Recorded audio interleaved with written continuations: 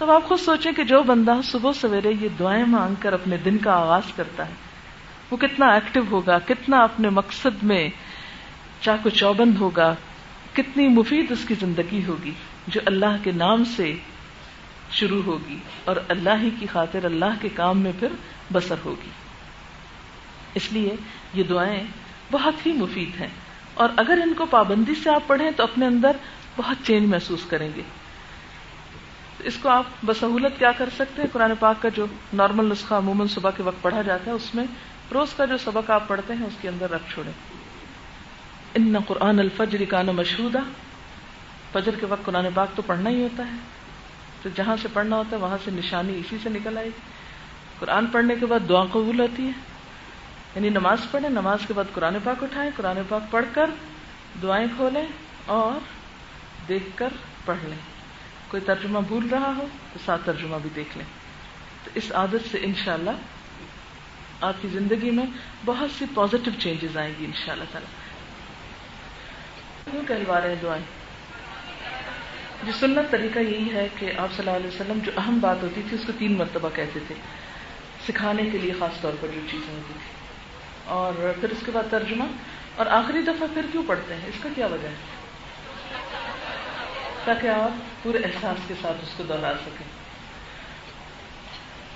آپ کو معلوم ہے کہ یہاں جب ہم آپ کو سکھاتے ہیں تو صرف آپ کو نہیں سکھاتے، آپ کو اس اینگل سے سکھاتے ہیں کہ آپ کل کسی کو سکھائیں تو اسی طرح سکھائیں. کوئی اور بات آپ کہنا چاہیں؟ جی جی، بہت اچھا سوال کیا. کچھ لوگ یہ سوال کرتے ہیں، پوچھتے ہیں کہ کیا خواتین اپنے ایام کے دنوں میں یہ دعائیں پڑھ سکتی ہیں؟ جی ہاں، بالکل پڑھ سکتی ہیں، کہیں ممانعت نہیں آئی. کیا خدا نخواستہ اگر ایک عورت اس حالت میں دنیا سے رخصت ہو رہی ہو، اس کی دنیا کی شام ہو رہی ہو تو کلمہ نہیں پڑھے گی؟ پڑھے گی نا. اللہ کے ذکر سے کسی وقت بھی زبان کو روکا نہیں گیا. سوال ہے کسی دعا کو 1 مرتبہ پڑھا جاتا ہے، کسی کو 1 سے زیادہ مرتبہ، اس کی کیا حکمت ہے؟ کچھ چیزوں میں زیادہ تکرار ہے، اور بنیادی تو وجہ یہی ہے کہ اللہ کے رسول صلی اللہ علیہ وسلم نے ایسا ہی پڑھا. کل بھی بات ہو رہی تھی اتباع کی. اتباع کا مطلب کیا ہوتا ہے؟ فٹ سٹیپس فالو کرنا. آپ جدھر جا رہے ہیں ہم وہیں جا رہے ہیں، ہم نے نہیں پوچھنا آپ کہاں جا رہے ہیں، بس جہاں جائیں گے ساتھ جائیں گے، پیچھے جائیں گے. بہت اچھا سوال ہے. یہ بتا دیجئے کہ صبح اور شام کی دعائیں پڑھنے کا افضل وقت کون سا ہے، اور اگر اس وقت نہ پڑھی جا سکے تو کیا اس کے بعد بھی پڑھی جا سکتی ہیں؟ جو آیت میں نے کوٹ کی تھی اس میں آتا ہے وَسَبِّحُوهُ بُكْرَةً وَعَشِيًّا. بکرا کس کو کہتے ہیں؟ صبح کو. یہ افضل وقت سورج نکلنے سے پہلے ہے، لیکن اس کے بعد بھی، یعنی چاشت سے پہلے پہلے آپ اس کو پڑھ سکتے ہیں.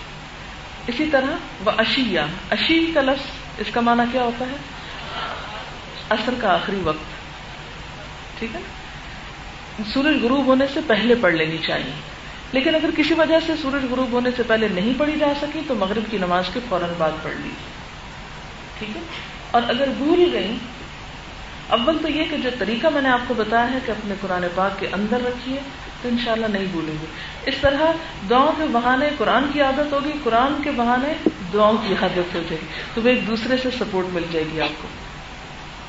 لیکن جن دنوں میں آپ فجر کے وقت قرآن پاک کی تلاوت نہ کر سکیں تو اس کے لیے کیا ہے کہ ان دعاؤں کو آپ ایک چارٹ کی شکل میں اپنے کسی کبرڈ پہ یا کسی ایسی جگہ پر لگا چھوڑیں، خاص طور پر شام کی دعائیں پڑھنے کے لیے.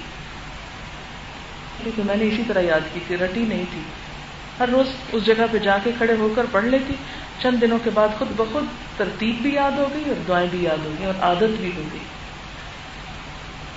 یہ پوچھنا چاہتی ہے کہ فجر کے بعد قرآن مجید میں سے کیا پڑھنا مسنون ہے؟ فَاقْرَؤُوا مَا تَيَسَّرَ مِنْهُ، پڑھو جو بھی آسانی سے پڑھ سکو اس میں سے. نبی صلی اللہ علیہ وسلم کا طریقہ کیا تھا قرآن پڑھنے کا؟ یعنی جتنا ایک سال میں نازل ہوتا وہ سارے سال میں بار بار پڑھ لیتے تھے. تو ترتیب کے ساتھ پڑھنا چاہیے. ہر روز کچھ حصہ پڑھیں جتنا پڑھ سکے، مثلا ایک ربع یا نصف یا پورا سپارہ یا 2 سپارے یا 3. یا پوری ایک منزل، کیونکہ صحابہ کرام پوری منزل تک بھی پڑھا کرتے تھے، جو 7 سپاروں کی ہوتی ہے تقریباً، جو 7 منزلیں ہیں قرآن پاک میں. تو آپ اپنی سہولت کے مطابق ایک صفحہ، ایک رکوع، ایک ربع، نصف، ثلث یعنی ثلاثہ، پورا پارہ، 2 پارے، منزل، جتنا چاہے پڑھیں، لیکن 3 دن سے پہلے ختم نہیں کریں. صرف سورۃ یاسین پڑھ کے قرآن پاک بند کر دینا درست نہیں. اگر ان دعاؤں میں سے کچھ دعائیں زبانی یاد ہوں تو کیا چلتے پھرتے یا کوئی کام کرتے ہوئے پڑھ سکتے ہیں؟ بالکل پڑھ سکتے ہیں. اس کے لیے کوئی شرط نہیں کہ آپ کتاب لے کے ایک کونے میں جا کے بیٹھ کے پڑھ کے پھر واپس آئیں. اس سے گھر کے کام رک جائیں گے اور ہو سکتا ہے کہ آپ کو فرصت ہی نہ ملے کسی کونے میں بیٹھنے کی، اور اس طرح آپ کی دعائیں رہ جائیں. کوشش کریں کہ یہ زبانی یاد ہو جائے اور آپ چلتے پھرتے بھی ان کو پڑھ سکیں.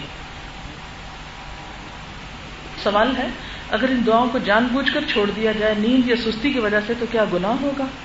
گناہ تو نہیں ہوگا، لیکن محرومی ہو جائے گی ثواب سے اور ان کی قبولیت کے فائدے سے.